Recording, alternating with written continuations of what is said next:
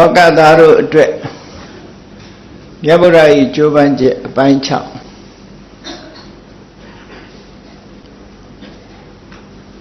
ရသော်ဘုရားသခင်ကိုရောမြတ်ရာဇဂိုမြို့မကရဒေသမှာရှိတဲ့လောကသားတို့ရဲ့အကျိုးအတွက်ကြိုးပမ်းအထောက်ဖို့ဆိုပြီးပြာသူလက်ကုံလောက်ကနေပြီးရာဇဂိုမြို့ရောက်လာတဗုဒ္ဓလပိနေ့မှာရှင်သာရိပုတ္တရာတို့ရှင်မမောက္ကလံအမှုရှိတဲ့သံဃပရိသတ်1250ထဲမှာရှင်သာရိပုတ္တရာနဲ့ရှင်မမောက္ကလံကိုထိတ်တန်းတစ်ပြည့်အက္ခတဝကယာတုဖြင့်ချီးမြှင့်ခဲ့တယ်အဲ့ဒါလိုချီးမြှင့်ပြီးရာဇဂိုမြို့မှာပဲတလတိတိဆက်လက်ပြီးတော့တရင်သုံးနေတာရာဇဂိုမြို့ရောက်တဲ့2လအတွင်းမှာပဲကပိလဝမြို့တော်ကခမည်းတော်သုတ္တရဏမင်းကြီးကသားတော်သိဋ္ဌထမင်းသားဟာ6နှစ်ပတ်လုံးဒုက္ခရစရိယာကျင့်နေကျင့်လို့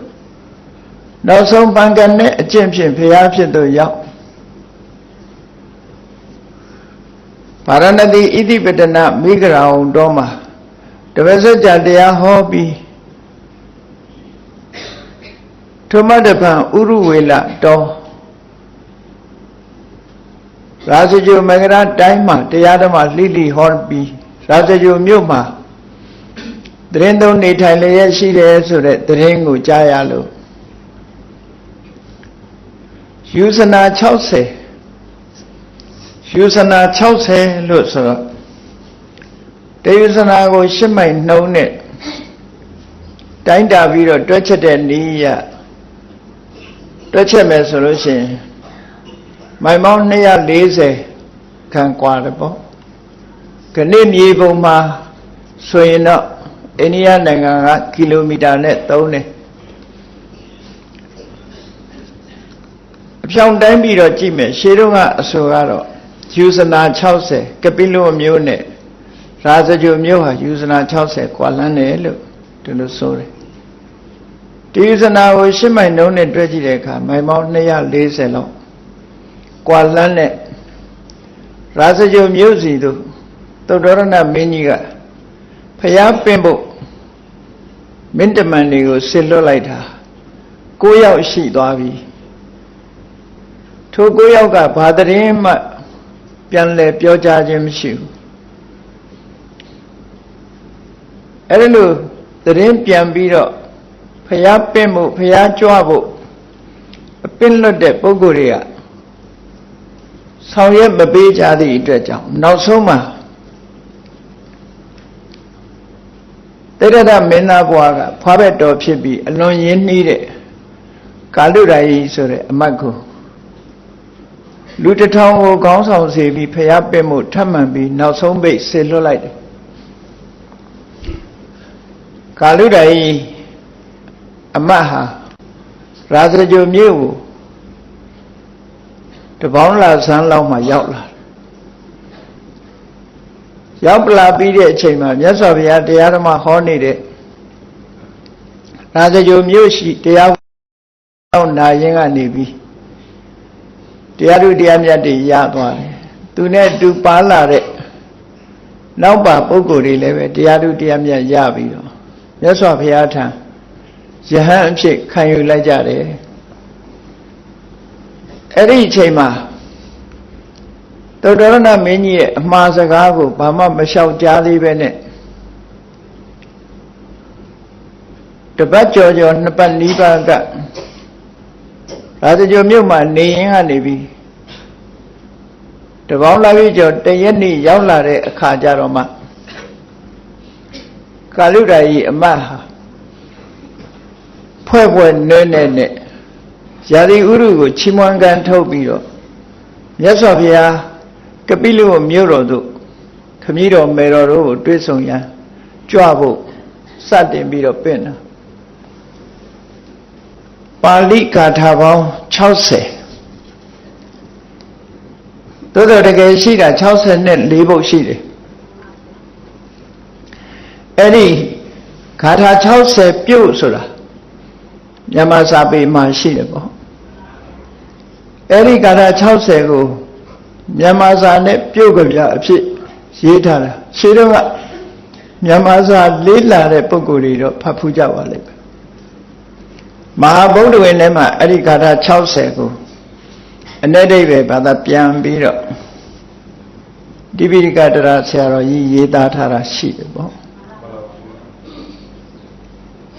တပေါင်းလားဆိုတာယာတိဥဒုကအမတန်ကောင်းတပေါင်းလားကြီးရောက်တာနဲ့ဆောင်းရာသီကုံဆုံးသွားပြီယာတိဥဒုတွေအေးသွားပြီဆောင်းကုံဆုံးတဲ့အချိန်မှာဆောင်းသီးနှံတွေလဲစတင်ရိတ်သိမ်းပြီးတော့နေကြလို့လမ်းပန်းခရီးလဲအမတန်မှတာလာတပေါင်းလားဆိုတဲ့ယာတိဥဒုဟာspring ဆိုတဲ့ယာတိဘက်ကိုစတင်ရောက်ရှိလာတာဖြစ်လို့မပူမအေးဆောင်းရသည်လို့လည်းမအေးဘူးနွေရသည်လို့လည်းတိတ်မပူလွန်နေဘူးသို့တော်တပေါင်းလားမှာတစ်ပင်တွေကဖူးကြပွင့်ကြအညွန့်ထွက်ကြရွက်ဟောင်းတွေခြွေကြဆိုတဲ့ရာသီမျိုးဖြစ်လို့ spring ရာသီလို့ဒီလိုခေါ်တာပေါ့ spring ဆိုတာလွယ်ပင်လေးတွေကခွေပြီးတော့အပေါ်အညွန့်လေးတွေတက်လာတာ spring လို့ဗမာတွေကတော့ spring လို့ခေါ်ကြတယ်အဲ့ဒီ spring ရာသီပေါ့ spring ရာသီမှာဖူးညွန့်နေခက်ရက်တွေဝေစာပြီးတော့တောရိပ်တောင်တွေမှာလှလှပပအမတန်မှရှိတယ်လို့စာရေးဆရာတွေဖွဲ့နှွဲ့တယ်ပေါ့အဲ့ဒီမှာကာလုဒ္ဒကြီးကလည်းလူဘဝကကြပြားတွေဘာတွေဖွဲ့ရွက်နေတတ်တဲ့ပုဂ္ဂိုလ်ဖြစ်သည်အားလျော်စွာမြတ်စွာဘုရားကပိလဝုဖို့ကြွဖို့ရာအတွက်ယာတိဥရုရဲ့တာယာလှပပုံလန်ခရီးရဲ့တာယာလှပပုံမိုးရီလေးတွေမတိုက်တော့လို့ငြိမ်သက်ပြီးတော့လန်ခရီးမှာဘွက်တွေရွှွန့်နေမရှိတော့ဘဲနဲ့6သွေးသွေးဖြစ်နေတာလေအဲ့ဒါတွေအလုံးပါဝင်အောင်ဖွဲ့နှဲ့ပြီးတော့ဂါထာပေါင်း64ဂါထာနဲ့မြတ်စွာဘုရားကိုကပိလဝုကိုကြွဖို့အချိန်တန်တဲ့အကြောင်းစတင်လျှောက်ကြားခဲ့တာပေါ့အဲ့ဒါ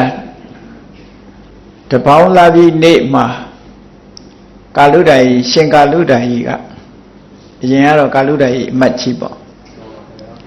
ကာလုဒ္ဒကြီးမကြီးကဂါထာပေါင်း64ခုဖြစ်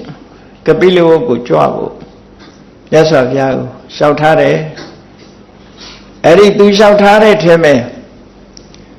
60နဲ့4ဂါထာမြောက်ဂါထာလေး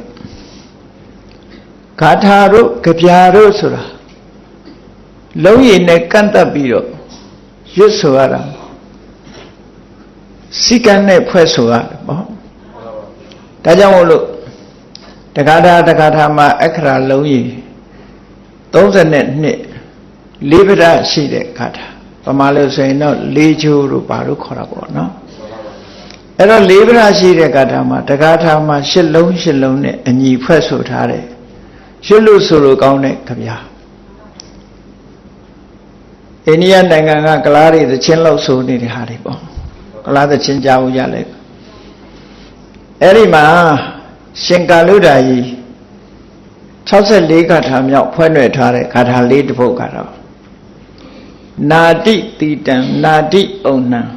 နာတိဒုဗ္ဗိခသာတကံတတ္တလာဟရိတာဘူမိဧတကာလောမဟာမုနိရွတ်လို့ဆိုလို့လည်းအလွန်ကောင်းတယ်နော်စကားလုံးလေးတွေလည်း repetition လေးတွေနဲ့ပုဋ္ဌကလေးတွေတုံးသွားတာကြာတနနဆိုလို့ရှိရင်အမတမနားထောင်လို့ကောင်းတယ်ပါဠိဂါထာလေးတွေပေါ့နော်နာတိတိတံနာတိဩနံနာတိဒုဗ္ဗိခသာတကံတတ္တလာဟရိတာဘူမိဧတကာလောမဟာမုနိထူးခြားမြတ်တဲ့ရှင်တော်မြတ်ဖရာ အခုအခါမှာယာတိဥဒုဟာအေးလည်းမအေးလုံးဘူးပူလည်းမပူလုံးဘူးကိုင်းသိနှံနေသိမ့်ထားလို့အစာရေစာလည်းမရှာဘူးလူတွေကလည်းပဲအစာရေစာပေါ်များလို့ဆာလောင်မွတ်သိပ်ခြင်းလည်းမရှိကြဘူးမြေလွှာမှာလည်းပဲနေစာမြက်တွေပေါက်နေသည့်အတွက်ကြောင့်မြေပြင်တစ်ခုလုံးကိုကြည့်လို့ရှိရင်စိမ့်နဲ့မြကပလာကြီးတစ်ခုခင်းထားသလိုအင်မတန်မှလှပနေတယ်မြေပြင်ကလည်းလှပနေတယ်ဒီအချိန်ခါမှာဆိုလို့ရှိရင်တော့ကပိလနေပြည်တော်သို့ကြွဖို့ချိန်တန်ပါပြီလို့ဒီလိုလျှောက်တဲ့အထိပ္ပယ်ပဲเนาะအဲ့ဒါလို့ယာတိဥရုနဲ့ပတ်ဝန်းကျင်ကိုချီးမွမ်းပြီးတော့ကာလုဒ္ဒဟိကလျှောက်ထားတဲ့အခါမှာမြတ်စွာဘုရားကသူ့ဘာရည်ရွယ်ချက်နဲ့ဒါတွေပြောနေတာတော့လို့ဆိုတာစဉ်းစားလိုက်တော့ဩခမည်းတော်မင်းကြီးရဲ့ဆန္ဒသူ့ကိုအပင့်လွှတ်လိုက်တာလို့ဆိုတာသိတော့အဲ့တော့ခရီးသွားဖို့ဆိုတာကြီးကျယ်ပြင်ဆင်နေရတာမဟုတ်ဘူးမြတ်စွာဘုရားနဲ့ယဟန်တန်ဃာတွေမှာအပိုပစ္စည်းဆိုတာလည်းရှိတာမဟုတ်ဘူးသင်္ကန်းသုံးတဲ့နဲ့တပိတ်တစ်လုံးဒါပဲရှိတာပဲလာပြီနေ့မှာလျှောက်လာပြီကျော်တရက်နေ့မှာသင်္ကန်းလေးကိုတတ်တတ်ရရဝိုးလို့နှစ်ထပ်သင်္ကန်းကြီးကိုပခုံးပေါ်တင်တပိတ်ကလေးလွယ်ပြီးတော့မကရတိုင်းကရသော်ဘုရားထံယဟန်ဝဲကြတဲ့ယဟန်ပေါင်း1000နဲ့ကပိလုကလာတဲ့ကပိလုမြို့သားယဟန်တွေက1000အားလုံးယဟန်2000လိုက်ပါလျက်ကပိလုခရီးကိုစတင်ကြွချခဲ့တယ်လို့ဒီလိုဆိုတယ်အဲ့တော့မိုင်ပေါင်း480တနေ့တနေ့16မိုင်လောက်ကုန်းကြောင်းလျှောက်ပြီးဖြည်းဖြည်းတပေါင်းလာပြီးကျော်တဲကနေစတင်ပြီးတော့ခရီးထွက်လိုက်တာကဆုံလာပြီးနေကြတော့ကပိလောက်တာပဲပေါ့အဲ့တော့ခရီးထွက်တဲ့ຢာဒီကတပေါင်းတကူကဆုံဒီ2လနဲ့ရောက်သွားတယ်လို့ဒီလိုပြောတယ်အဲ့ဒီနေရာမှာတခုမှတ်သားဖို့ရကတော့လာပြီဆိုတဲ့အသုံးနဲ့ပတ်သက်ပြီးတော့မှတ်သားဖို့လိုတယ်ပေါ့ဗမာတွေရဲ့လာပြီဆိုတာကောင်းရင်ကလာတော့ပြည့်တယ်သို့တော့ရက်30မပြည့်သေးဘူး15ရက်ပဲရှိသေးတယ်အဲ့ဒီခေတ်တုန်းကလာပြီဆိုဒီမှာကောင်းရင်ကလာလည်းပြည့်တယ်ရက်30လည်းပြည့်တယ်လို့ဒီလိုမှတ်အဲ့တော့ခုခေတ်လာဆန်း15ရက်တိလာခွဲသူတို့အနေနဲ့ရက်30ကွယ်တာကိုပြောတာနော်ကောင်းကင်ကလာကွယ်တာက15ရက်ကျမှကွယ်တယ်ပေါ့အဲ့ဒါကြောင့်လာပြည့်ဆိုရင်လာတစ်ခုကကုံသွားတယ်အခုဗမာပြက်ကလေးရလာပြီးကျော်တရက်ကနေစစတွေ့ရတယ်2လပေါင်းပြီးတော့ခေါ်နေတာနော်ဥပမာဆိုလို့ရှိရင်ဝါဆိုလာပြီးကျော်တရက်ကနေစပြီးတော့တစောင်းမုံလာပြည့်အထိ4လဟာဒါ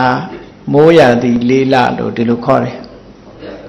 တစောင်းမုံလာပြည့်ကျော်တရက်ကနေပြီးတပေါင်းလာပြည့်အထိ4လကြတော့ဆောင်းရာသီ4လလို့ခေါ်တယ်တပေါင်းလာပြည့်ကျော်တရက်ကနေပြီးတော့ဝါဆိုလာပြည့်နေ့အထိကြတော့နွေရာသီနွေဥရာသီ4လလို့ဆောင်းတွေမိုးဒီလိုခေါ်တာကိုအဲ့တော့လာပြည့်ကျော်တရက်ကကြီးပဲစရတာအခုရသော်ဘုရားလက်ထက်တုန်းကတော့လာကောင်းကင်ကလာလဲပြည့်တယ်ဒီအရေးအတွက်ဖြစ်တဲ့ရက်30လဲပြည့်တယ်လို့ဒီလိုဆိုလိုတာပေါ့ကောင်းပြီတပေါင်းလာပြီးတော့တရက်ကနေပြီးတော့တဖြည်းဖြည်းလမ်းမှနားလိုက်ဆုံးခါချိန်ကြရင်ဆုံးခါတစ်တော်တွေထဲမှာနားပြီးတော့တဖြည်းဖြည်းချင်းမြတ်စွာဘုရားဟာလမ်းပန်းမှာရှိကြတဲ့တရားတွေရဲ့အကျိုး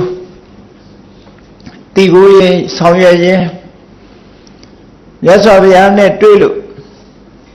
အနည်းဆုံးလက်ဥက္ကလေးခြိလိုက်မယ်ရှစ်လေးခိုးလိုက်မယ်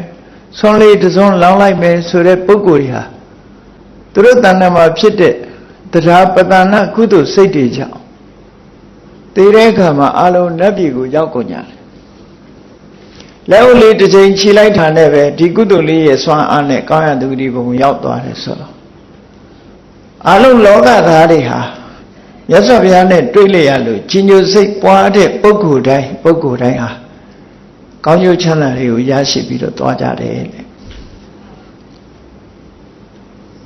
ကုန်းကြောင်းခီးကြွတော်မူခြင်းဟာလေမြတ်ဗုဒ္ဓရဲ့လောကသားတွေအတွက်ကြိုးပမ်းချက်တစ်ခုပဲပေါ့တကယ်တော့တတ်တာအောင်ကောင်းကင်ခရီးရလည်းကြွလို့ရတယ်စိတ်တကမနလို့ခေါ်တဲ့လင်းမြန်တဲ့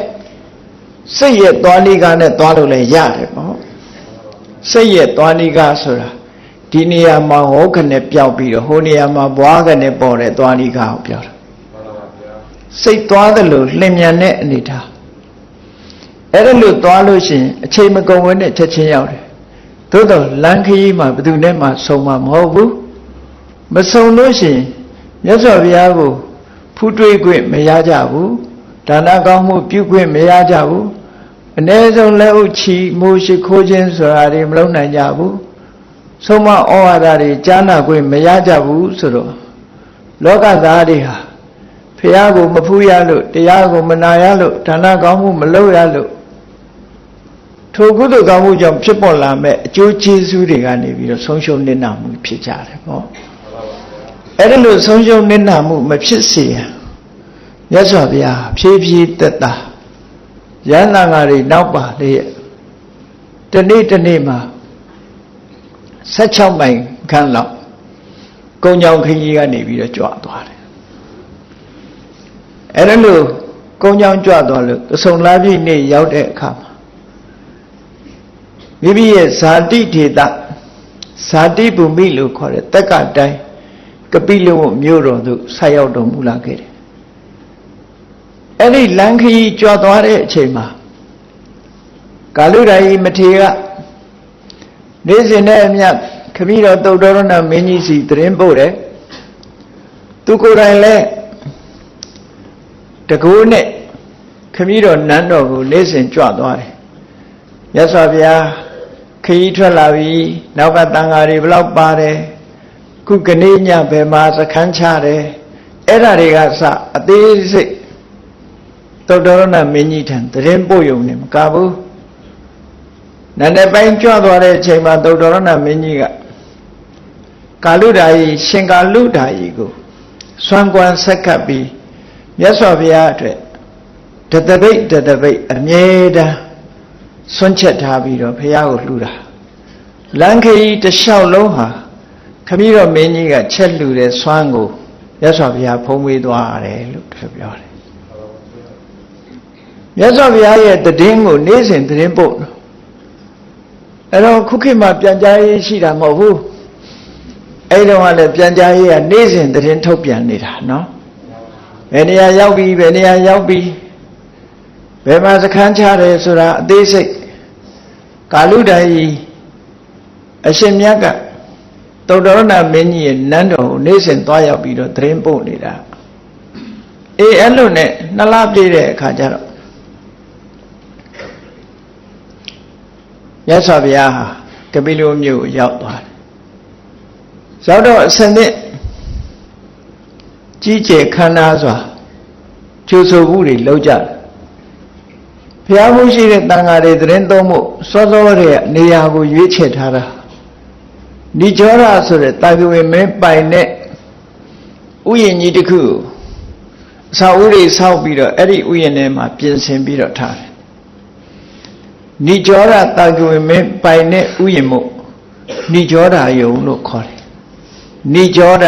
အာရမဆိုတာဥယျာဉ်ကိုပြောတာပဲနိကြောရတာဂဝေမင်းပိုင်တဲ့ဥယျာဉ်ချမ်းမြေကြီးထဲမှာဘုရားမှုရှိတဲ့တန်ဃာတွေသတင်းသုံးဖို့ဆိုပြီးတော့တဲခုဖို့ဆိုတာဆွေတော်ရိုးတော်တွေကစုပေါင်းပြီးတော့ကြောင်းဆောက်ထားကြတယ်တဲ့ မြတ်စွာဘုရားနဲ့ယန္တန်ကတွေအဲ့ဒီရောက်တော့သုတ္တရဏမင်းကြီးဥဆောင်ပြီးတော့အလုံးတာကွေမင်းကြီးကြိုကြဆိုကြတယ်တာကွေမင်းကြီးဆိုတာပင်ကိုကလည်းအလွန်မာနကြီးတယ် profit တယ်ပေါ့မျိုးရိုးနဲ့ပတ်သက်လာလို့ရှိရင်အမှန်မှမာနကြီးတဲ့မာနကြီးတော့ဘယ်သူကမှဥမညွတ်ချင်ဘူးသူတို့စိတ်ထဲမှာတရင်ကြားတယ်ဒီကသုတ္တရဏမင်းကြီးရဲ့သားတော်တိဋ္ဌထတော်ထဲမှာတရားကျင့်ပြီးခုထူးခြားတဲ့တရားဓမ္မတွေသိလို့လောကအလယ်မှာအင်တန်ထင်ရှားကြော်ကြားပြီးတရားဓမ္မဟောပြောနေတဲ့ထူးခြားတဲ့သူတော်စင်သူတော်မြတ်ဖြစ်နေတယ်ဆိုတာသူတို့လည်းသတင်းကြားတာပဲသို့တော်မြတ်စွာဘုရားကြွလာတဲ့အခါမှာငကိုယ်တုန်းကလမ်းတော်မှာနေသွားတဲ့တိဋ္ဌထမင်းသားအနေနဲ့ပဲသူတို့မြင်ကြတယ်မြင်ပြီးတော့တိဋ္ဌထမင်းသားဟာတို့တဲ့အသက်ငယ်တယ်အဲ့ဒီခေတ်ကလည်းထုံးစံကအသက်ကြီးတဲ့ပုဂ္ဂိုလ်ကလေးစားမှုကိုခံရပြီးအသက်ငယ်တဲ့ပုဂ္ဂိုလ်ကအယူသိပေးရတာဟောဒါထုံးစံဖြစ်တယ်အသက်အရွယ်လိုက်ယူသိလေးစားမှုပြုကြအဲ့တော့တိဋ္ဌထမင်းသားကတို့တူတို့ညီတို့မြီးဆိုပြီးတော့တာကဝေမင်းနေဟာအသက်အရွယ်ကြီးတဲ့တာကဝေမင်းတွေကလေးစားသမှုမပြုဘူးသို့တော့အဝေးကပြန်လာတဲ့ဆွေတော်မျိုးတော်အနေနဲ့တော့ကြိုဆိုတဲ့ပွဲမှာလိုက်လာကြတယ်မင်းသားငယ်တွေမင်းသမီးငယ်တွေကိုရှေ့ရထားပြီးတော့သူကတော့နောက်ကနေလိုက်လာကြတယ်ဖះနဲ့ဆုံတွေ့တဲ့အခါမှာလည်းပဲမြတ်စွာဘုရားကိုဘောင်းတောင်းလုပ်ပြီးရှ िख ိုးဥချခြင်းမလုပ်ဘူးဒီတိုင်းပဲနောက်ကနေထိုင်နေကြတယ်ပေါ့မင်းသားငယ်တွေကသာဖះကိုရှ िख ိုးဥချကြရတယ်တေရရမင်းသားဖះတဲ့ငယ်တဲ့ပုဂ္ဂိုလ်တွေကသာရှ िख ိုးဥချပြီကျန်တဲ့အသက်အရွယ်ကြီးတဲ့ပုဂ္ဂိုလ်တွေကဘယ်သူမှရှ िख ိုးအဲ့လိုရှ िख ိုးပြီမဲ့လာရောက်ကြိုဆိုကြတဲ့ပုဂ္ဂိုလ်တွေတာကဝေမင်းကြီးရဲ့မာမနာကိုမြတ်စွာဘုရားကလည်းသိတယ်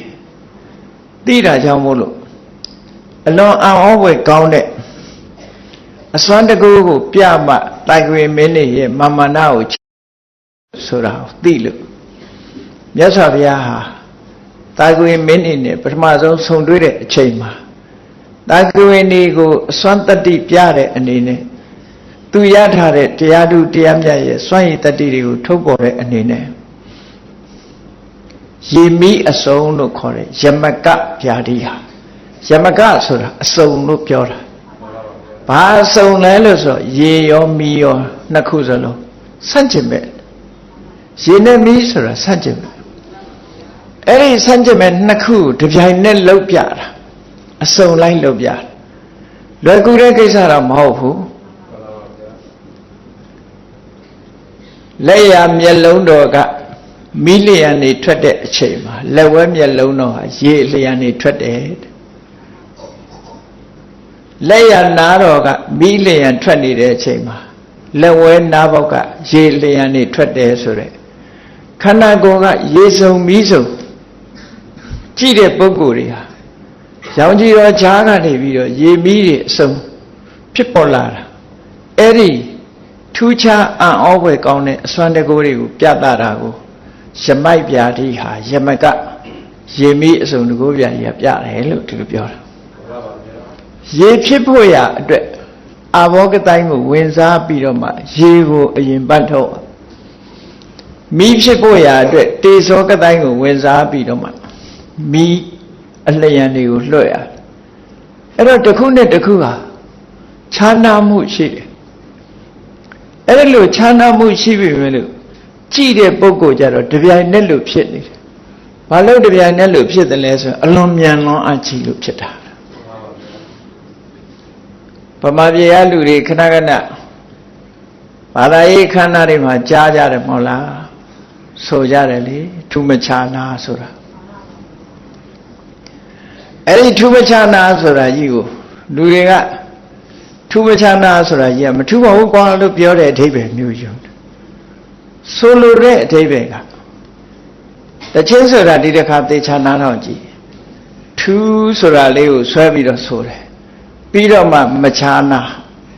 အရာထဲမှာပြောရင်တော့ထူးမခြားနာ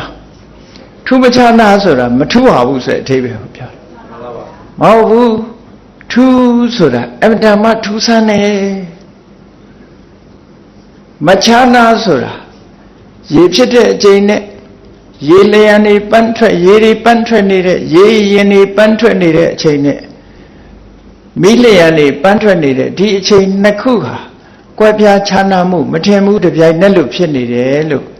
ဒီအဓိပ္ပာယ်ကိုရည်ညွှန်းပြီးတော့ထူးတယ်သို့တော့မခြားနာဘူးလို့ဒီလိုပြောတာနော်ထူးတယ်မခြားနာဘူးလို့တခြားအဓိပ္ပာယ်လည်းပြောရင်ပြောကြမှာပေါ့သဘာဝကဒါကိုဆိုလိုတာနော်ဒါကြောင့်မို့ဒီတစ်ခါသချင်းဆိုတာကြာရင်တခြားနားထောင်ကြည့်ပေါ့ထူးဆိုတာလေးကိုဆွဲပြီးတော့မှမခြားနာမိရစုံသားတယ်လို့မဟုတ်လားအဲ့ဒီလိုတကိုးပြာဒီဟာကိုပြတာအဲ့ဒီလိုတကိုးပြာဒီဟာပြပြီးတော့အစွမ်းတတိတွေပြလိုက်တဲ့အခါကျမှဆွေတော်မျိုးတော်တွေဟာမျက်လုံးကြီးတွေပြူးလာပြီးတန်အံ့တော်နဲ့အဲ့ဒီကြတော့မှရှိခိုးကြတာတဲ့တောတော်ရဏမင်းကြီးကိုယ်တိုင်ကစပြီးတော့တန်အံ့တော်ဖြစ်ပြီးရှိခိုးဥတိုက်လိုက်တဲ့အခါမှာဂျန်တဲ့ပုဂ္ဂိုလ်တွေကလည်းမနေနိုင်တော့အလုံးရှိခိုးပြီးတာဂဝေမင်းတွေဟာမာမနာကျသွားတယ်လို့ဒီလိုဆိုတာတခါတလေကျတော့အစွမ်းတတ္တိဆိုတာမပြရင်မသိဘူးတဲ့ဒီအစွမ်းတတ္တိကိုပြရတဲ့အခါမှာပြရတယ်ပြတဲ့အခါမှာပြမပြလို့ရှိရင်တမန်ပုဂ္ဂိုလ်တွေကမသိကြဘူးဒါကြောင့်မို့မြတ်စွာဘုရားကအစွမ်းတတ္တိတွေကိုထုတ်ပြီးတော့တကိုးပြာတွေဟာပြတယ်လို့ဆိုတာတာဝတိမြို့မှာဒီရှင်မီးစုံတကိုးပြာတွေဟာ9ဝါမြောက်မှာတာဝတိမြို့မှာပြတယ်ဘယ်နှခါပြတုံးလို့ဆိုတော့ဖျားဖြစ်ပြီးခါစားတော့ကတတ္တဌာနစမ်းနေစဉ်လူသားတွေမရှိဘူးနတ်တွေရဲ့တန်တရားကိုကင်းစေဖို့အတွက်မြတ်စွာဘုရားဟာအစွမ်းတကူတစ်ခုတစ်ခါပြခဲ့ဘူးတဲ့ရင်မိအစုံမဟာဗောဓိပင်နာမှာတစ်ခါပြခဲ့တယ်အခုဒုတိယအကြိမ်ကဆုံလာပြီကပိလဝမြို့ရောက်တဲ့အခါဆွေတော်မျိုးတို့အလယ်မှာတစ်ခါပြနောက်ဖျားဖြစ်ပြီးတော့9ဝါမြောက်တဲ့အခါမှာတောင်ထိမြို့ကန္တမြည်တဲ့တည့်ရဲ့ဥယျာဉ်မှုစိုက်ပျိုးထားတဲ့တည့်ပင်ကြီးနာမှာအယူဝါဒလွဲမှားနေကြတဲ့ရှင်ပြိုင်လိုကြတဲ့တိဋ္ဌိတွေကိုနှိမ်နှင်းဖို့ဆိုပြီးတော့တစ်ခါပြတယ်အဲ့ဒီလိုရေမီးအစုံတကိုးပြတွေဟာ3ခါတိတိပြခဲ့ဘူးတယ်လို့ဒီလိုဆိုတာအဲ့ဒီလိုပြလိုက်တဲ့အခါကျတော့မှဆွေတော်မျိုးတွေဟာဥညွတ်ကြတယ်တင့်တော်တဲ့တရားဓမ္မကိုဟောပြီးဆွေတော်မျိုးတွေအသိဉာဏ်ကိုရစေပြီးမြတ်စွာဘုရားသခင်ကိုရောမြတ်တရားဝဲပြီးဆုံးတဲ့အခါမှာဘယ်ဆွေမျိုးကမှဆွမ်းစားဖိတ်ပြီးတော့မသွားကြဘူးဒီတိုင်းပြန်သွားကြတယ်ကပိလဝမြို့အရောက်မှာဘယ်သူကမှတပည့်တော်တို့လက်ဖြင့်ကဆုံးပို့ပါမယ်လို့လည်းမပြောဘူးအိမ်ကြွပြီးတော့ဆုံးဖုံးပေးပါလို့လည်းဘယ်သူကမှမပြောဘူးခပီးတော်မင်းတရားကြီးကလည်းဖိတ်မသွားဘူးအချိန်တန်တော့အကုန်လုံးအိမ်ပြန်သွားကြတယ်ရဟန္တာငါတွေကြီးပဲကြောင်းကြတယ်နောက်နေ့နန်းနဲ့မိုးတော့အလင်းရောက်တဲ့အချိန်မှာမြတ်စွာဘုရားသခင်ကိုရောမြတ်တန်ဃာတော်တွေခြံရံပြီးတော့ကပိလဝမြို့ထဲမှာဆွမ်းခံဝင်လာတာအဲကြတော့အဲဒီလိုဆွမ်းခံဝင်လာတဲ့အခါကျတော့အိမ်စဉ်လိတိဆွမ်းခံတစ်ချိန်တုန်းကကပိလဝမြို့ထဲမှာမင်္ဂမင်းနာနဲ့ဆင်ရင်မြင်းရင်နဲ့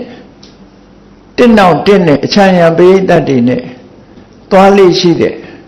တိဋ္ဌထမင်းသားဘဝတုန်းကသွားလာခဲ့တဲ့နေရာအခုအခါမှာတော့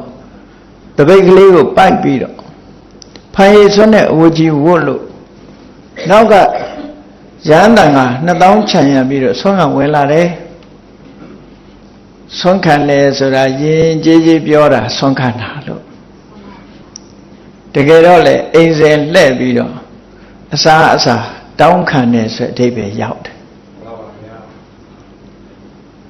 မြတ်စွာဘုရားကယဟန်တွေကိုပြောတယ်ဆုံးမတယ်အေးကိုကျင့်တရားကောင်းနေကြဖို့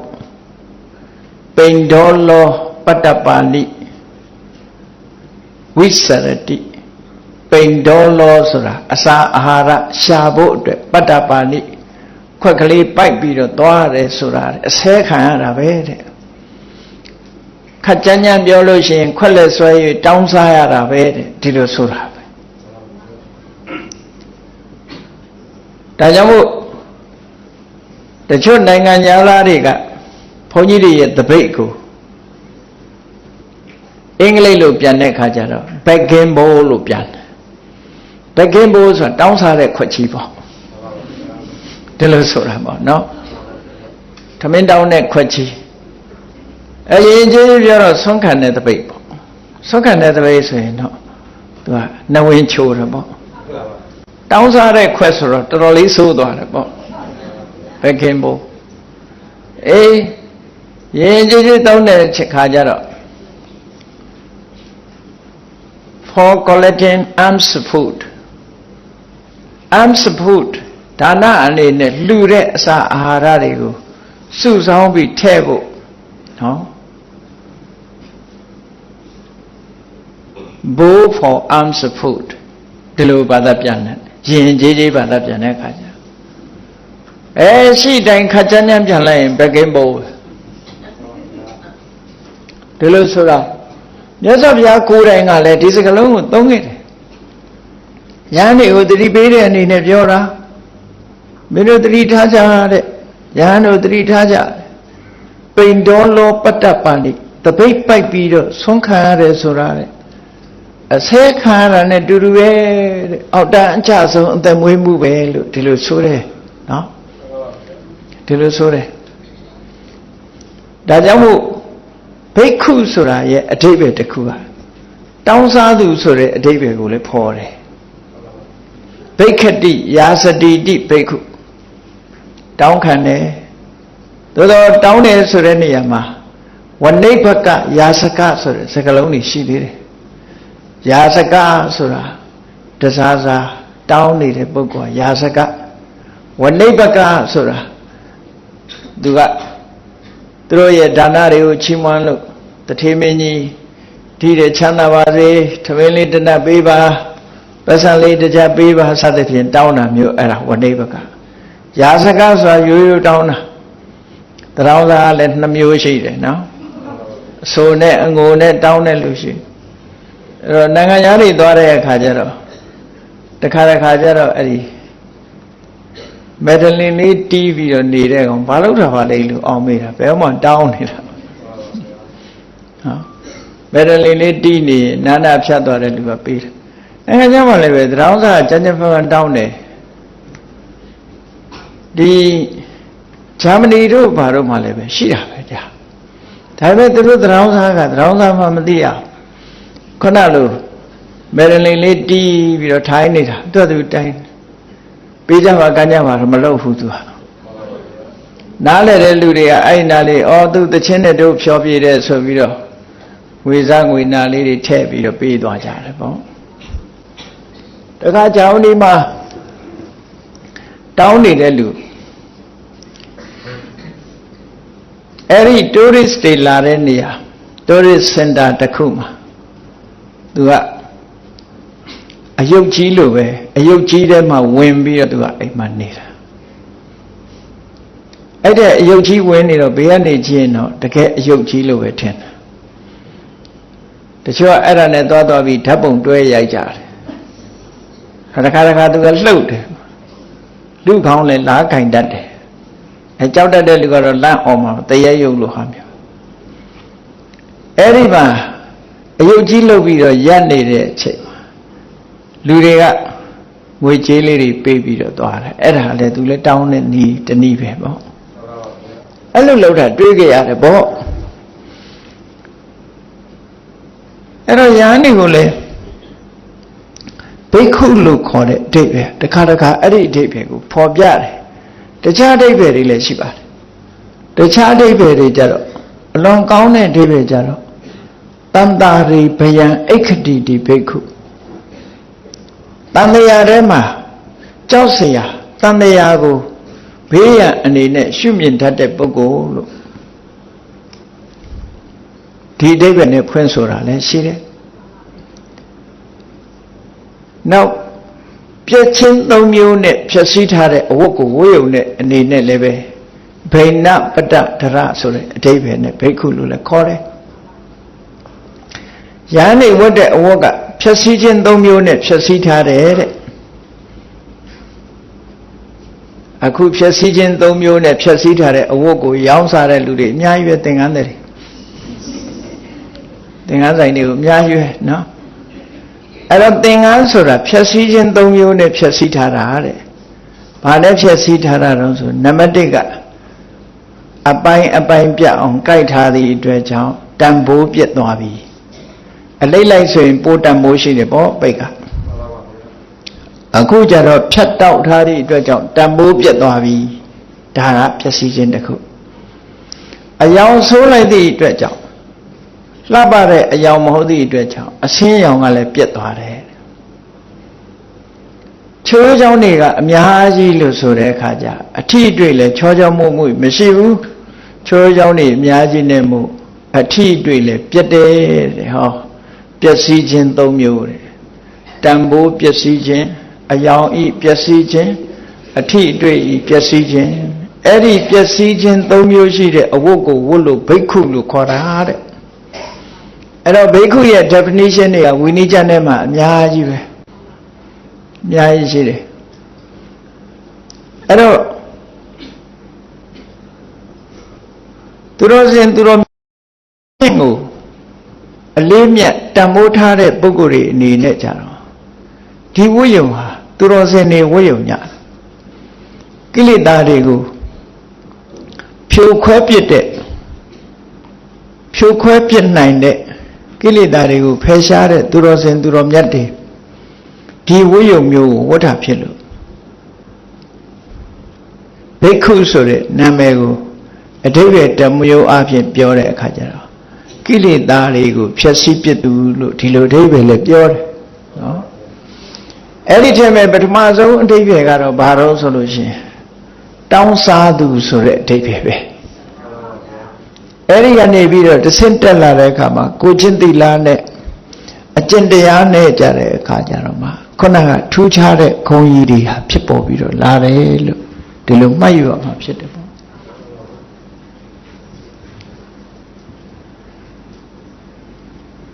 ကောင်းပြီအဲ့ဒါလို့ဘိက္ခုဆိုတဲ့အနေအထား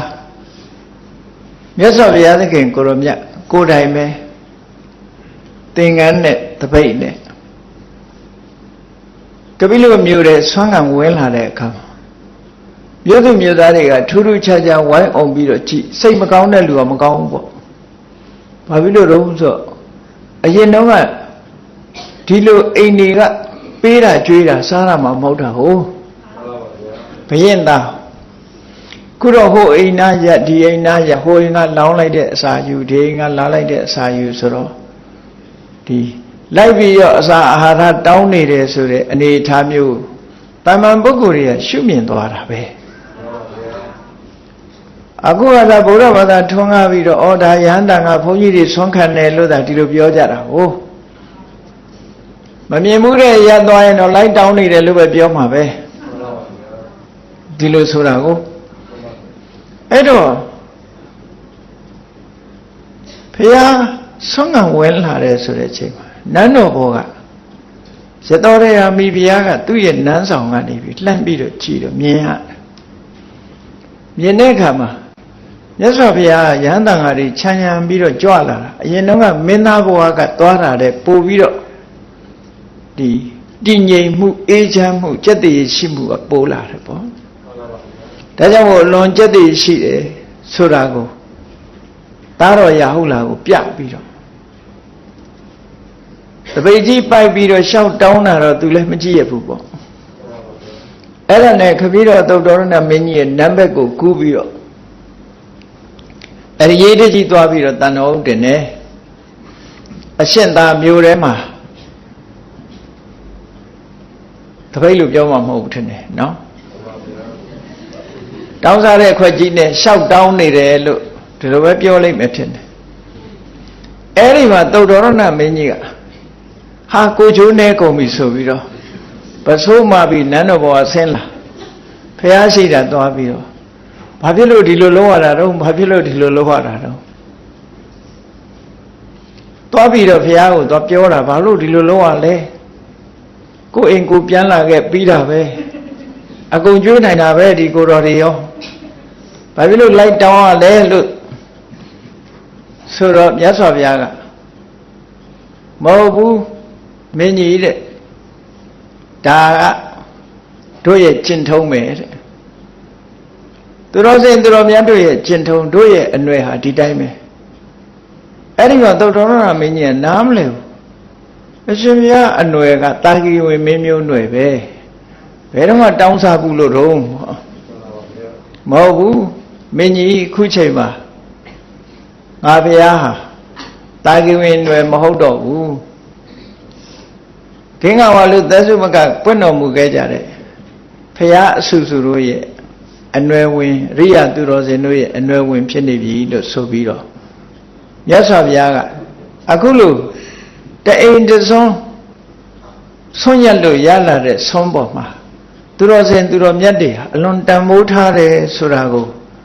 ဥဒိဋ္ဌိနတ်ပမစ္စေယဓမ္မံသူစရိတံစရေဆိုတဲ့အတိပ္ပယ်ရှိတဲ့ဂါထာလေးတစ်ပုဒ်နဲ့ဘုရင်ကြီးကိုသုတ်တော်ရဏမင်းတရားကြီးခမည်းတော်ကြီးကိုပြောပြလိုက်တဲ့အခါမှာခမည်းတော်ကြီးကသဘောပေါက်သွားပြီးဓမ္မစက္ခုအမြင်ရသွားတဲ့အခါမှာသူ့ရဲ့စိုးရိမ်စိတ်တွေပျောက်ခင်းသွားတယ်။ဩဒါသူတော်စင်သူတော်မြတ်တွေရဲ့အကျင့်မှလားဆိုတော့ကွဲပြားခြားနားသွားတယ်ပေါ့။အဲ့ဒါနဲ့ရဟန်းတန်ဃာတွေအလုံးနန်းတော်ကိုပင့်သွားပြီ။နန်းတော်မှာဆွန့်ကြွေးတာပဲ။အဲဆွန့်ကြွေးတဲ့အခါမှာတစ်ခါထပ်ပြီးမြတ်စွာဘုရားတရားတစ်ပုဒ်ထပ်ပြီးတော့ဟောတယ်ဟောတဲ့အခါမှာခမည်းတော်မင်းကြီးဟာတဂရကံတည်သွားတယ်အဲ့ဒီချိန်ကျတော့မိရွေးတော်ခောရမိတရားလာနာရင်းနဲ့မြတ်စွာဘုရားရဲ့တရားကိုနာရင်းကနေပြီးတော့သောတပန်ဖြစ်သွားတယ်လို့ဓမ္မံစရိသူစရိတံနန္နံဒုစရိတံစရိဓမ္မကိုကျင့်တော်ရမယ်မကောင်းတဲ့အကျင့်တွေကိုမကျင့်ရဘူးအခုဟာအလွန်မွန်မြတ်တယ်ဆုံးခံပြီးတော့စားတာဘသူစီကမှခိုးတာဝက်တာမဟုတ်ဘူးသူတရာလို့ပေးတာဆုံးခံတဲ့အကျင့်ရဲ့မြင့်မြတ်ပုံကိုထပ်ပြီးတော့ဟောတော့ခမည်းတော်မင်းတရားကြီးကသဂရကံဖြစ်ပြီးတော့မိရွေးတော်ကောရမီကသောတပန်ဖြစ်သွားတယ်တဲ့ဒီလိုဆိုတာနန်းတော်ပထမဆုံးကြွတယ်ကပိလဝမျိုးတော်ရောက်လို့နောက်ရက်မှပဲဆွေတော်မျိုးတော်တို့ရဲ့အကျိုးအတွက်သူတို့အတွက်မြတ်စွာဘုရားသခင်ဟာအခုလိုကြိုးပမ်းခဲ့တာလို့သူတို့ပြောတာနော်အဲ့ဒီလိုနန်းတော်ပေါ်မှာဆွမ်းမဖုံးပေးပြီးတဲ့အခါအားလုံးဆွေတော်မျိုးတော်တွေလာပြီးတော့တွေးကြဘုရားကိုဥတိုက်ကြရှိခိုးကြသို့တော့မလာပဲနဲ့နေတာဘယ်သူတုံးဆိုလို့ရှိရင်ယတောတရာမိဖုရားမလာဘူးတဲ့သူ့ဆောင်မှာပဲသူနေစိတ်ကောင်းနေတာလို့တော့မအောင်မေ့နဲ့ပေါ့နော်မလာဘူးသူ့အတွေ့ရပါတော့ဆိုရင်သူ့ပေါ်မှာကျေးဇူးတရားအောင်မေ့ရင်ဘုရားကိုယ်တိုင်ဒီနန်းဆောင်ကိုကြွလာလိမ့်မယ်သူသွားတွေ့เสียမလိုဘူးလို့ဆိုပြီးတော့နေတာသို့တော့ရတောတရာကဖျားလောင်တောထွက်တယ်ဆိုတဲ့အချိန်ကစပြီးတော့မင်းသမီးရဲ့အဝတ်တွေမောတော့ဘူးယောဂီအဝတ်ဥပမာပြေကရိတ်တာသွားပြီးဆယ်စခန်းဝင်တဲ့အမျိုးသမီးတွေလိုနေမှာပေါ့နန်းတော်ပေါ်မှာသူ့ရဲ့ရံရွေတွေအားလုံးကိုလည်းပဲတမန်ဝတ်ကိုမိုးစေဘူးမြတ်စွာဘုရားကြွလာတဲ့အချိန်မှာ ယောဂီအဝတ်ကိုဝတ်ဆင်စေတယ်သူတော်စင်အဝတ်ကိုပဲဝတ်ခိုင်းတာမြတ်စွာဘုရားကြွလာတဲ့အခါကျတော့မှနန်းတော်ဘက်ကိုမြတ်စွာဘုရားအဆောင်ဘက်ကိုကြွလာပြီခမည်းတော်မင်းကြီးဥဆောင်ပြီးတော့ကြွလာတယ်ရသော်ရရဲ့ခြေဆုတရားတွေမြတ်စွာဘုရားကအတိမတ်ပြုသောအဖြစ်ကြွပေးတယ်ပါရမီဖြည့်စင်ခါခါလာတော့မှသူ့ရဲ့ကုညီဆောင်းရှောက်မှုတွေကအများကြီးပဲလေဒါကြောင့်မို့အဲ့ဒီခြေဆုတရားတွေကိုအတိမတ်ပြုတဲ့အနေနဲ့မြတ်စွာဘုရားကရသော်ရရဲ့နန်းပြတ်သက်ဆောင်ကိုကြွတာတဲ့လူမှုရေးရှုထောင့်ကကြည့်ရင်လည်းအလွန်မှန်တယ်လို့ပြောမှာပဲနော်ကျေးဇူးရှိတဲ့ပုဂ္ဂိုလ်ကိုတိမတ်ပြုတဲ့သဘောပဲအဲ့လိုရောက်တဲ့အခါကျတော့ရသော်ရမီဘုရားကအာရပယမြတ်စွာဘုရားကိုရှိခိုးဥချပြီ6နှစ်လုံးခွဲခွာနေရတယ်ခုဆိုရင်9နှစ်ဆိုတော့ဒုက္ခရစရိယကျင့်နေတော့က6နှစ်ဘုရားဖြစ်ပြီးတော့လှည့်လည်ပြီးမြတ်စွာဘုရားတရားဟောနေတာက1နှစ်ဆိုတော့9နှစ်လုံးမတွေ့ရတဲ့မြတ်စွာဘုရားကိုအာရပယဖူးတွေးပြီးတော့စိတ်တိုင်းညသူကြောလိုက်ရတဲ့အခါမှာစိတ်နှလုံးတွေအေးချမ်းသွားတယ်ဒါလည်းလောကသားတို့ရဲ့အတွက်ဘုရားရဲ့ကြိုးပမ်းချက်တစ်ခုပဲပေါ့အကယ်၍သာမြတ်စွာဘုရားကြွသွားမှုမပြုဘူးဆိုလို့ရှိရင်ရသော်ရမီဘုရားစိတ်မကောင်းပဲနဲ့ဆင်းရဲဒုက္ခရောက်သွားနိုင်တယ်ပေါ့တောကတွေဒါဖြစ်ပြီးတော့ဗမာတွေစာတွေထဲပါတယ်ရင်ခွဲနာကြတယ်ခုခေတ်တော့ရင်ခွဲတာမဟုတ်အသေးကွဲတာဖြစ်နော်အသေးကွဲတာတရားကြောင့်မဟုတ်ဘူးမတက်တဲ့တာတွေစားလို့အသေးကွဲပါ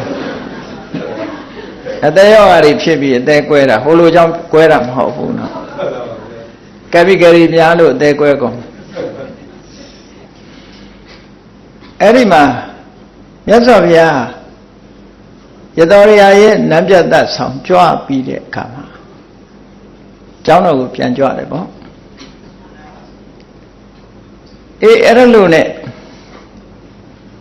မြတ်စွာဘုရားတော့ကပိလဝမြို့ရောက်ပြီးတော့3ရက်မြောက်တဲ့နေ့မှာညီတော်နန္ဒမင်းသားဆိုတာ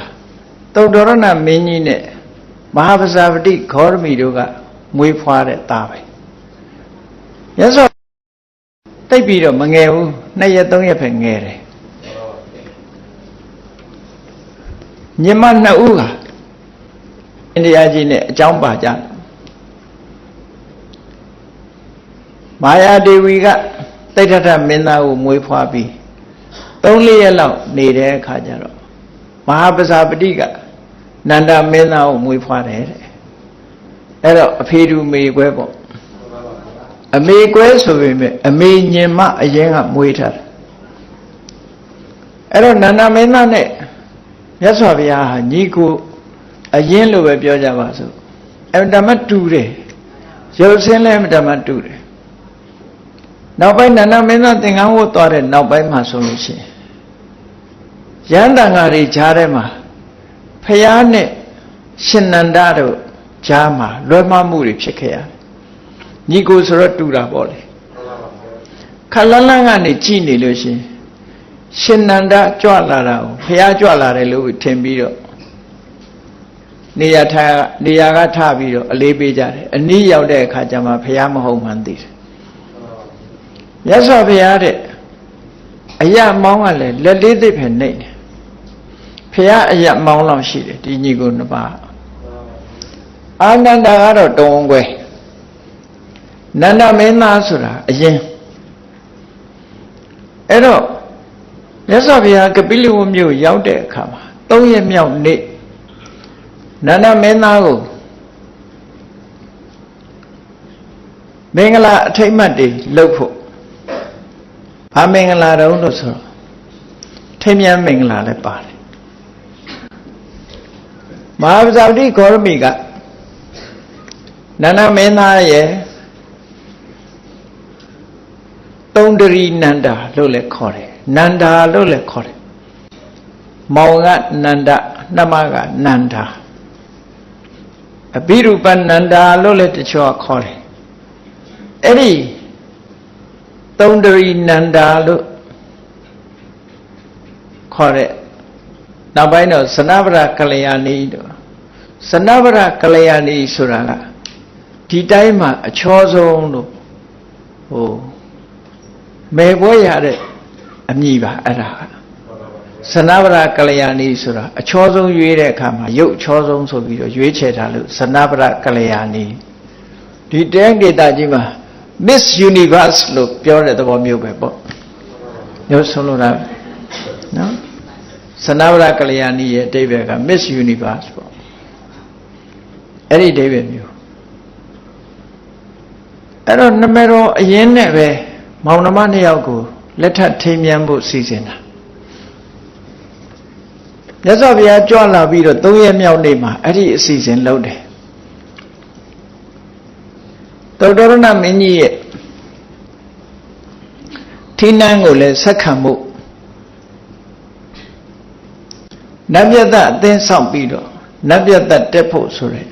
ဒီအစီအစဉ်တွေနဲ့မင်္ဂလာပွဲလုပ်နေတဲ့အချိန်မြတ်စွာဘုရားသခင်ကိုရောမြတ်ကိုပွင့်ပြီးတော့နန်းတော်မှာဆွမ်းကပ်တယ်အဲ့လိုဆွမ်းကပ်တဲ့အချိန်မှာနန်းတော်ဘောကပြန်သွားတဲ့အခါမင်္ဂလာပွဲကျင်းပမဲ့နောက်ဆက်တွဲကျင်းပမဲ့အချိန်ပိုင်းမှာမြတ်စွာဘုရားကနန်းတော်ကလည်းဆင်းရောသူ့ညီတော်ဖြစ်တဲ့နန္ဒမင်းရဲ့လက်ထဲကိုသူ့တပိတ်ထည့်လိုက်တယ်တပိတ်ထမ်းခေါ်သွားတယ်လို့ပြောကြတာပေါ့နော်တပိတ်ကိုလက်ထဲထည့်လိုက်တဲ့အခါကျတော့လှမ်းယူရတာပေါ့မြတ်စွာဘုရားရှေ့ကကြွသူကတပိတ်ကလေးပွေးပြီးနောက်ကလိုက်ပေါ့ညမှာပုံနေတဲ့တပိတ်ကလေးထမ်းပြီးလိုက်သွားတာပေါ့အဲ့လိုလိုက်သွားတာနန်းတော်ကအဆင်းကိုယူလိုက်မယ်လို့ထင်တယ်မယူနန်းတော်တွေဖြတ်တန်းပြီးအဆောင်တွေနန်းဆောင်တွေဖြတ်တန်းသွားပြီးတဲ့နောက်မှာယူမယ်လို့ထင်လဲမယူအဲ့ဒါလို့ယူမလားနဲ့သွားလိုက်တာဘယ်ရောက်သွားတော့ဆိုနေကြောတော်ကျောင်းနဲ့ရောက်သွားကျောင်းရောက်သည့်ထီအောင်ခေါ်သွားလိုက်တယ်လို့ဒီလိုအဓိပ္ပာယ်ရတယ်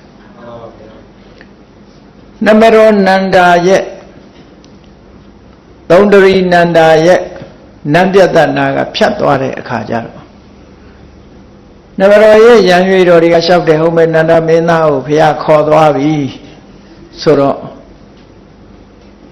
မင်္ဂလာဆောင်ကန်ဒီမင်္ဂလာပွဲကျင်းပကန်ဒီမှာဟိုကပြင်းနေတာနော်ညနာတွေပဲပေါင်းတင်နေတာလားဘာလားတော့မသိဘူးစရုံးတွေဘာတွေထုံးနေတာမပြီးခင်ထောင်းလောက်ချိန်လေးမှာပရိမောက်ဖွင့်ပြီးတော့လှမ်းអော်လိုက်တာမြန်မြန်ပြန်ခဲ့တော့အဲ့ဒါပါသေးတယ်နော်ဒါကတော့လောကီလူတွေရဲ့ထုံးစံအတိုင်းပေါ့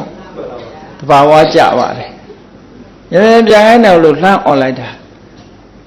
ပါဠိလိုပြောတဲ့အခါတုဝတ္တံခောယံဗုဒ္ဓအာဂိစေယတိတုဝတ္တဆိုတာမြန်မြန်ကြီးပြန်လာခဲ့အယဗုဒ္ဓဆိုတာအရှင်သာမြန်မြန်ပြန်ခဲ့ပါလို့ဗမာလူပြောရင်တော့မြန်မြန်ပြန်ခဲ့နော်လှမ်းអော်လိုက်သေးတာအဲ့တော့ဘုရားရှိခိုးဆိုတော့အင်းအဲလည်းမလုပ်ရဘူးအသာလေးပဲလှည့်ကြည့်ပြီးတော့လိုက်သွားတာအဲ့ဒီလိုနဲ့ကျောင်းရောက်သွားတဲ့အခါကျတော့ညီကိုရင်းဆိုကြောက်လဲကြောက်ရတယ်နဲ့တူပါတယ်လေးစားရတယ်ပေါ့လေဟိုရောက်တဲ့အခါကျတော့မြတ်စွာဘုရားကျောင်းလေရောက်ရောနန္ဒသင်္ကန်းဝတ်မလားလို့ဆိုမိုးဘူးလို့မပြောရဲတာနဲ့ခေါင်းငိမ့်လိုက်တယ်ဒါနဲ့ခေါင်းဝါစပိန်နေအရိတ်ခံလိုက်ရအဲ့တော့ရမ်းပြီးတော့ခေါင်းမငိမ့်မိစေတတိထားအဲ့ဒါနဲ့ကရုံတုံးခံလိုက်ရပြီးတော့သင်္ကန်းဝတ်လိုက်တာတရက်မှမပြောဘူးဟိုကမင်္ဂလာပွဲကြီးကစောင့်နေတော့တရင်ကြတယ်ဟိုမှာနန္ဒသင်္ကန်းဝတ်သွားပြီတဲ့သင်္ကန်းဝတ်သွားပြီတဲ့ဆိုဟောဒုက္ခရောက်လို့အစီအစဉ်တွေကုန်ပြက်အဲ့ဒါလို့နဲ့နောက်မြတ်စွာဘုရားကပိလဝတ်ပြည်ရောက်တာဒါက3ရက်မြောက်မှဖြစ်တာ9ရက်မြောက်ရောက်တဲ့အခါကျတော့ယသောဒရမီဘုရားကသားတော်ရာဟုလာကိုလက်ညှိုးထိုးပြပြီး အဲ့ဒါမင်းရဲ့ဖခင်ပဲသွားသူ့စီသွားပြီးအမွေလိုက်တောင်းကြီးဆိုပြီးတော့အမွေတောင်းလွတ်တာအမွေတောင်းလွတ်တော့ဖယားနာကပ်ပြီးတော့ကလေးလေး9နှစ်အရွယ်ဒီရာဟုလလေးဟာကလေးပေမဲ့စကားတတ်တယ်ခုခေတ်ကလေးတွေစကားတတ်တာတော့တယ်လီဗီရှင်းရှေ့ချထားလို့ ਨੇ တူးတယ်ကြာမျိုးစုံတတ်နေတယ်ခုဟာလဲတယ်လီဗီရှင်းနဲ့ပြောရတဲ့အကုန်တတ်တယ်အဲ့တော့ပေါက်စလေးတွေတယ်လီဗီရှင်းရှေ့မှာမချသင့်ဘူးချရင်လည်းကောင်းတဲ့ဇာတ်လမ်းလေးချပေးမှာတို့ဒိန်ဒိန်လှုပ်ထားတွေသွားချထားရင်တော့ဒီကလေးကအဲ့ဒါတွေအတုခိုးကုန်မှာစိုးရတယ်နော်ခုခေတ်ကလေးတွေစကားတက်လိုက်တာ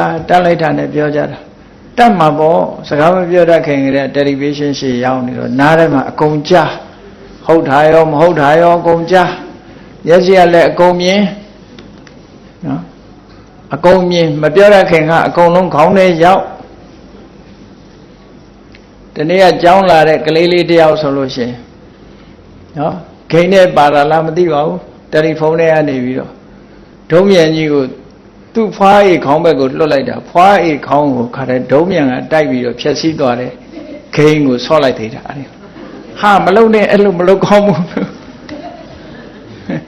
ဖွားအိတ်ရဲ့ရုပ်ပုံကိုထည့်ထားပြီးတော့အဲ့ဒါဒုံးမြန်နဲ့လွတ်ပြီးတော့ခေါင်းကိုဒုံးမြန်နဲ့ပြစ်တော်တော်အံ့ဩထိတ်လန့်စရာကောင်းတယ်ဒါကိုပေါ်သေးသေးလို့မတွက်နဲ့ကစားစရာလို့အောင်းမိပြီးတော့ဖွားအိတ်ပုံကိုအဲ့ဒီထဲမှာရိုက်ပြီးတော့ဒုံးမြန်နဲ့လွတ်တာအကုန်လုံးခေါင်းကြေထွက်သွားတာအဲ့ဒါပေါ်သေးသေးလို့မတွက်ကြနဲ့နော်ဒါကညာရုပ်ရှင်တွေရှေ့မှာကလေးတွေချမထားတဲ့မှုတဒိမ့်ဒိမ့်နဲ့ပြစ်နေတဲ့ဟာတွေအတုခိုးတယ်သူတို့ကခေါင်းထဲမှာဆွဲသွားနိုင်တယ်အဲ့ဒါလေရာဟုလလေးကတော့လိမ္မာရေးချရှိတယ်ပတ်ဝန်းကျင်ကအမတန်ကောင်းသည့်အတွက်ကြောင့်ကလေးလေးကလိမ္မာလေးမြတ်စွာဘုရားနာရောက်တဲ့အခါကျတော့ဒုက္ခတေသမယနဆာယာအရှင်ယဟန်ရဲ့အရေးဟာချမ်းသာလိုက်တာတဲ့များလားကလေးနဲ့မလိုက်အောင်ပြောတတ်တယ်ချမ်းသာလိုက်တာခုခေတ်ကလေးဆိုရင်တော့အဲ့ဒါခုနဒုံးမြန်လုပ်ပြီးပြစ်နေမှာအဲ့ဒါမြတ်စွာဘုရားရဲ့နောက်သင်္ကန်းလေးဆွဲပြီးတော့လိုက်သွားတာအမွေလိုချင်တယ်ဆိုတာကိုပြောပြီးကျောင်းလဲရောက်ရောမြတ်စွာဘုရားကရှင်သာရိပုတ္တရာသာရိပုတ္တရာရာဟုလအမွေတောင်းတယ်အဲ့တော့လောကီအမွေတွေဆိုတာစိတ်ကိုပူပန်စေတတ်တယ်လောကုတ္တရာအမွေပဲကောင်းတယ်လို့ဆိုပြီးတော့သင်္ကန်းကိုခိုင်းလိုက်တာအဲ့တော့ရာဟုလလည်းသင်္ကန်းဝတ်သွားတာကိုရင်လေးဖြစ်သွားအဲ့ဒီမှာသုတ္တရဏမင်းတရားကြီးကဒါနမင်းသားရဟန်းဝတ်သွားတော့ရဟန်းဝတ်တယ်လဲကြားရောစိတ်ထဲမှာတော်တော်လေးကိုပူပန်ဆင်းရဲမှုတွေဖြစ်တယ်ကိုသားဆိုတော့လေမပြောနိုင်ဘူးပေါ့နော်နောက်တစ်ခါမြေးတော့ရာဟုလလေးပေါ်မှာမျောလင်းချက်ထားနေတဲ့အချိန်မှာရာဟုလလေးလည်းသင်္ကန်းဝတ်ပေးလိုက်တယ်ဆိုတော့ဘုရင်ကြီးကခြေမကင်မိလက်မကင်မိသူ့မှာမျိုးဆက်ပြတ်သွားတယ်လို့ဖြစ်တယ်ပေါ့ဒါကြောင့်ကျောင်းတော်ကိုလိုက်လာပြီးတော့မြတ်စွာဘုရားကိုလျှောက်တယ်အရှင်ဘုရားတဲ့တပည့်တော်လိုချင်တဲ့ဆုတစ်ခုတောင်းမရစေပါဆိုတော့မြတ်စွာဘုရားတခါတော့မင်းတရားတဲ့ဖရာဆုပေးခြင်းဆုချခြင်းမလုပ်တော့ပါဘူးလို့ဆိုအဲ့ဒီဆုမျိုးပြောတာမဟုတ်ပါဘူးတဲ့တပည့်တော်တောင်းမဲ့ဆုကပြစ်ကင်းပါတယ်ပေါ့ဘာတော့ပြောပါလို့ဆိုတော့မိဘတွေကသားသမီးတွေပေါ်မှာမျှော်လင့်ပြီးတော့ချစ်ခင်တဲ့အချက်ဟာနော်အရေးတူအရေးပါရိုးတွင်ချင်းစီထိအောင်ဖောက်ပြီးတော့တီးပါတယ်တဲ့မိဘတွေကသားသမီးကိုရိုးတွင်ချင်းစီထိအောင်မျှော်လင့်ချက်တွေနဲ့ချစ်ခင်ကြပါတယ်အရှင်ဘုရားသင်္ကန်းကိုတောထွက်သွားတော့ကတပည့်တော်စိတ်ဆင်းရဲမှုကိုမြဲမနှဲခံစားခဲ့ရတယ်နန္ဒမင်းသားသင်္ကန်းဝတ်သွားတော့ကလည်းပဲယူကျုံမရဖြစ်ခဲ့ရတယ်မြေးတော်လေးရာဟုလားသင်္ကန်းဝတ်သွားတော့လည်းယူကျုံမရဖြစ်ရတယ်တပည့်တော်လို့ပုဂ္ဂိုလ်တောင်မှပဲဒီသားတွေမြေးတွေပေါ်မှာအခုလို့တာယောဇဉ်တွေကြီးမားပြီးယူကျုံမရဖြစ်ရတာတခြားမိဘတွေကိုချင်းစာကြည့် ချားမိပါတယ်လေသားသမီးတွေဒီလိုခေါ်ပြီးတော့သင်္ကန်းဝတ်ပေးမယ်ဆိုယူကြုံမရဖြစ်ကြမှာဒါကြောင့်မို့ဒီနေ့ကစပြီးအရှင်ဘုရားမိဘတွေသဘောမတူတဲ့သားသမီးကိုသင်္ကန်းဝတ်မပေးပါနဲ့ဆိုတဲ့ဆုတောင်းအဲ့ဒါနဲ့မြတ်စွာဘုရားကခွင့်ပြုလိုက်တယ်ခွင့်ပြုပြီးယဟန်တွေကိုမှားတယ်နဘိခွေမာတာပိတုဟိအနနောညတံပုဒ္ဒံပပ္ပစိတပါမိဘနှစ်ပါးကကြေကြေနက်နက်ခွင့်ပြုထားတာမဟုတ်တဲ့သားသမီးကိုသင်္ကန်းဝတ်မပေးရဘူးလို့ဆိုတဲ့ဥပဒေထွက်လာခဲ့တယ်ဒါကြောင့်မလို့ဒီကနေ့ယဟန်ခံတဲ့အခါမှာမိဘနှစ်ပါးကခွင့်ပြုတာဟုတ်ကဲ့လားလို့ဆိုမေခွန်းလေးကိုမေးတယ်တိမ်ထဲမှာဒီမေခွန်းမေးရတယ်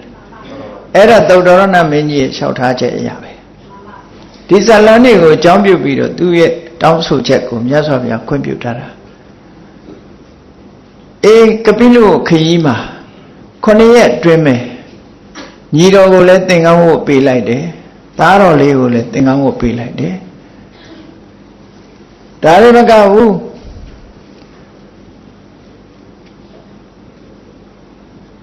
ကပိလုမျိုးကတာဂဝေမင်းသားတွေမင်းကြီးမင်းသားတွေအားလုံးသောတရဏမင်းကြီးနဲ့ကတိုင်ပင်ညှိနှိုင်းထားကြပြီထူးခြားတဲ့သူတော်စင်သူတော်မြတ်ဘဝရောက်တဲ့ဒီတို့ရဲ့သားတော်ကြီးဖျားဖြစ်သူရောက်တဲ့ဆိုတော့အချမ်းရံပရိသတ်ကလည်းတို့လူမျိုးတွေနဲ့ပဲခြံရံတာကောင်းတယ်တာဂဝေမင်းသားယဟန်နေနဲ့ပဲခြံရံရမယ်လို့ဆိုတဲ့ဆုံးဖြတ်ချက်နဲ့ပဲတာဂဝေမင်းသားတွေတအိမ်တယောက်သင်္ကန်းဝတ်ဖို့ဆိုတော့တာဂဝေမင်းသား900ဟာမြတ်စွာဘုရားနောက်ကနေလိုက်ပြီးသင်္ကန်းဝတ်ကြအဲ့ဒါလို့တာဂဝေမင်းသားတွေလည်းပဲသာသနာပေါင်းဝင်ပြီးတော့သွားကြရတယ်အဲ့ဒီအခြေအနေမျိုးတွေထိုခေတ်ထိုခါကာလကဖြစ်ပေါ်ခဲ့ပြီမြတ်စွာဘုရားသခင်ကိုရောမြတ်ရဲ့တိုင်းတော်ပြည်တော်ဇာတိတေသကိုပြန်ကြွတဲ့အခြေအနေဟာအခုလိုဆွေတော်မျိုးတော်တွေတစ်ဖက်ကလည်းဝမ်းသာကြတယ်တစ်ဖက်ကလည်းဒီသာသနာပေါင်းဝင်သွားမှကြတော့လေလာကြပြီဘူးပေါ့လိုလားမှုရှိတယ်လို့မလိုလားမှုတွေလည်းရှိတယ်ဘာဖြစ်လို့တော့ဆိုတော့လူတွေရဲ့စိတ်ဟာလောကီဘက်ကိုသာလဲအတညတာဟုတ်သာသနာပေါင်းဝင်သွားတယ်ဆိုလို့ရှိရင်မြေသူကမှသဘောတူနိုင်ခြင်းမရှိကြဘူးသို့တော့တန်တရားနဲ့ချိလိုက်မယ်ဆိုလို့ရှိရင်တန်တရားဝကလွတ်ဖို့အတွက်ဒီနိလန်းဟာအကောင်းဆုံးပဲမြတ်သောအကျင့်ကိုကျင့်နိုင်မှသာလေဝဆင်းရဲကလွတ်ကင်းမယ်ဆိုတာကိုမြတ်စွာဘုရားရဲ့အဆုံးအမအရာဒီနိလန်းအကောင်းဆုံးဖြစ်တယ်ဆိုတာကိုသိကြရပြီဒီကနေ့ခေတ်မှာတော့သာသနာပေါင်းဝင်ပြီးတော့ယဟန်ပြုနိုင်တဲ့ပုဂ္ဂိုလ်ဟာချီးမွမ်းထောမနာရမယ်ပုဂ္ဂိုလ်မျိုးဖြစ်လာတယ်ဒါကြောင့်မို့တရားချစ်ခင်သူတော်စင်ပြိဿပေါင်းတို့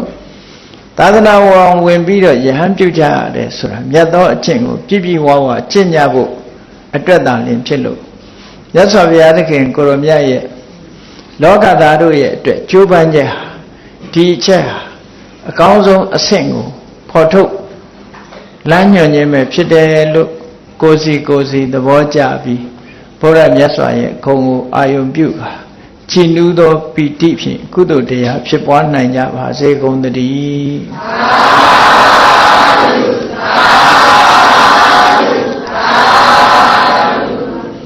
မေတ္တာပို့ရအောင်တတ္တဝါများစွာဖေးရန်กว่าချမ်းသာကြပါစေတတ္တဝါများစွာဖေးရန်กว่าချမ်းသာကြပါစေမေတ္တာရေချမ်းသုံးငါဖြံငြိမ်းချမ်းကြပါစေမေတ္တာရေသုံးငါဖြံငြိမ်းချမ်းကြပါစေသက်ရှိကျမ်းမာစိတ်ချမ်းသာလိုရာဆန္ဒပြည့်ပါစေသက်ရှိကျမ်းမာ စိတ်ချမ်းသာလူရဆန္ဒပြေပါစေဖုံလန္တာဒုက္ခပင်ကစားမေတ္တာပုံနေတုသင်္ကမမနောတရတိတဝေတံဘဝယန္တုဒုက္ခန္တက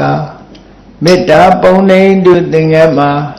စုပေါင်းပုအပ်မေတ္တာတဟုရောင်မြူပါဝင်ငွေလာမင်းနှင့်ရောင်ခြင်းရှဲယုံပေါင်းဆုံးရခြင်းကြောင့်တဝေတံကျွမဲ့ဥဒ္ဒုံလုံးစုံများစွာတတ္တဝါတို့၏မနောတရတိမြင်များဖြူစင်အေးကြည်လင်းသည့်ရေစဉ်ပြည့်တင်းစိတ်နှလုံးတည်ဟုသောရေအိုင်ကြီးအတွင်း၌ဒုက္ခပင်ကစားစင်ထာဝရအေးမြကြည်သာတာယာပွင့်လန်းချမ်းသာဒုက္ခတည်ဟုသောကုမုဒ္ဒရာကြာပန်တို့သည်ဖုံးလန္တာဝန္တာရှင်မြူဝမုံလူလျက်ကြည်နူဝဲကြုံဖူးပွင့်ကြဖြစ်ပေဒုက္ခနကလေအောင်လေးတဲ့ရောရှက်သင်ပြန့်ပိတိတည်ဟုသောယလန်တို့သည်ဘဝယန္တုကောင်းစွာမသွေကြိုင်လိုက်၍နေကြပါစေကုန်တည်း